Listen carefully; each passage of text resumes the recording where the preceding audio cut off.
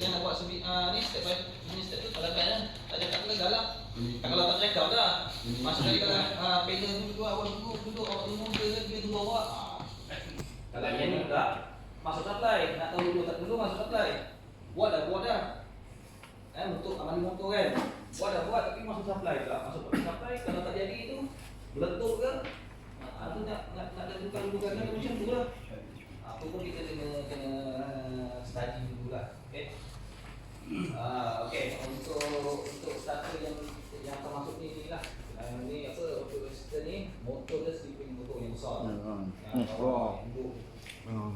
Motor ni hanya boleh digunakan untuk starter yang ada hidup. Okey, yang kita belajar tu 3 horsepower sehingga 0.5 kan? 0.5 horsepower sehingga 3 horsepower kita pakai ni kan?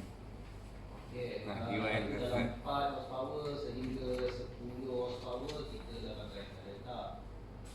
Lepas tu dalam 11 horsepower sehingga 11 sampai 25 horsepower kita pakai untuk transformer.